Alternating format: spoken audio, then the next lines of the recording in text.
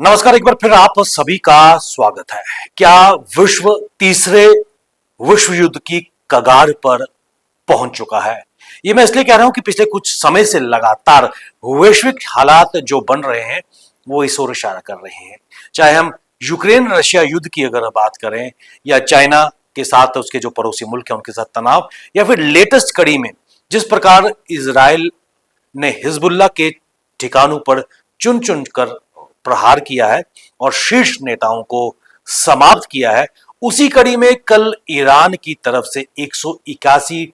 Hypersonic फतेह missile, या यूं कहिए कि बैलिस्टिक मिसाइल इजराइल पर निशाना बनाकर दागे गए हैं। और अप्रैल में जो ईरान ने इजराइल पर हमला किया है उससे बड़ा हमला ये माना जा रहा है, और इसमें तेल अवीव को टारगेट बनाया गया है। और कल ये माना जा रहा था कि कल इजराइल में लगातार जो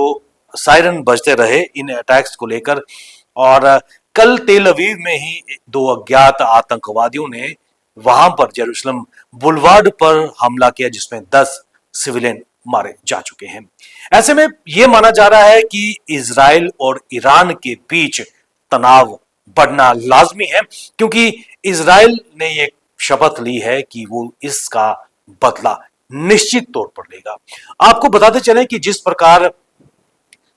इजराइल ने हिजबुल्लाह के ठिकानों पर चुन चुनकर अटैक किए थे और उनके जो सैन्य प्रतिष्ठान थे उनको पूरा निशाना बनाया था, नेस्तनाबूद करने का भी प्रयास किया था, जिसमें हिजबुल्लाह के शीर्ष कमांडर मारे गए थे। और उसके रिटेलिएशन में ईरान ने कल इजराइल पर 181 बैलिस्टिक मिसाइल दागे हैं, और आज पूरी सोशल मीडिया पर उनकी तस्वीर लगातार वायरल होती नजर आ रही है। ऐसे में इजराइल इन हमलों के बाद भी अडिग रहा है, और आज भी उसने हिजबुल्लाह के ठिकानों पर लगातार अटैक किया है, और जो उनके मिलिट्री इंस्टॉलेशन है वहां पर भी अटैक किया है। लगातार ईरान और इजराइल के बीच जो तनाव बढ़ता नजर आ रहा है, तो ऐसे में जो दुनिया के मुल्क हैं वो कहीं ना कहीं चिंतित नजर आ रहे हैं। यूरोपियन यूनियन ने दोनों देशों के बीच युद्ध विराम की बात भी की है, और इसको लेकर यूनाइटेड नेशन जनरल असेंबली की तरफ से एक स्पेशल सेशन को बुलाने की भी बात की जा रही है। लेकिन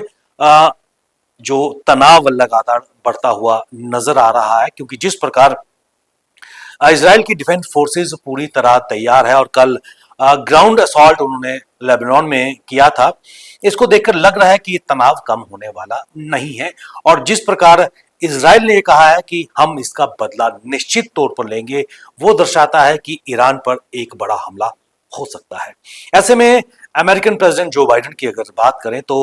उन्होंने खुलकर इजराइल को सपोर्ट भी दिया है, और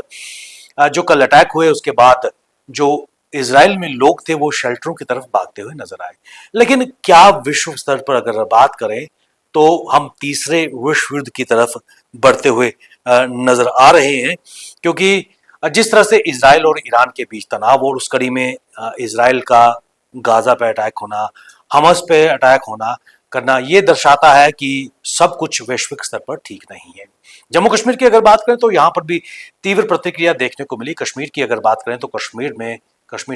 कश्मीर सेंट्रिक पॉलिटिकल पार्टीज ने हिजबुल्लाह के जो शीर्ष नेता थे नसरुल्लाह, उनकी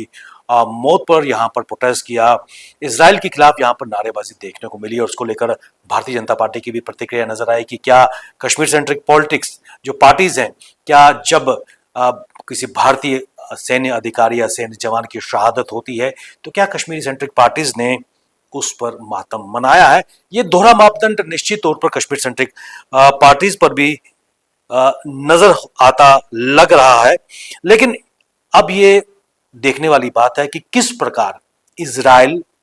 ईरान पर जवाबी कार्रवाई करेगा, क्योंकि अमेरिका का भी समर्थन इजराइल को मिलता नजर आ रहा है।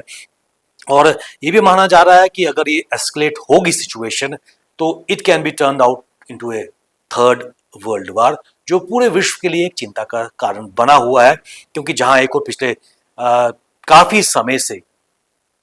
रशिया और यूक्रेन के बीच लगातार जो युद्ध चल रहा है, और उस युद्ध के बीच प्रधानमंत्री नरेंद्र मोदी की यूक्रेन के राष्ट्रपति ज़ेलेंस्की से मुलाकात और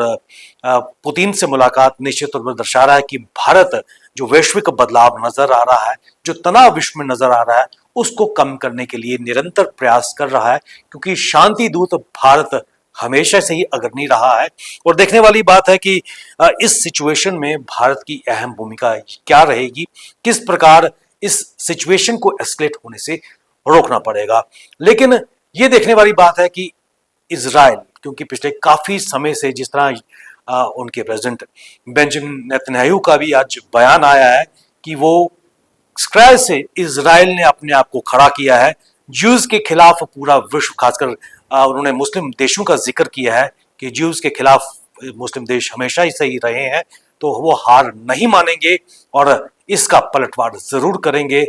उम्मीद ये की जानी चाहिए कि सिचुएशन ज्यादा एस्केलेट ना हो, क्योंकि कोलेटरल डैमेज के साथ साथ विश्व शांति पर भी एक बड़ा खतरा नजर आ रहा है, जो नहीं होना चाहिए। बने रहिए आप हमारे साथ, हमें दीजिए इजाजत। नमस्कार।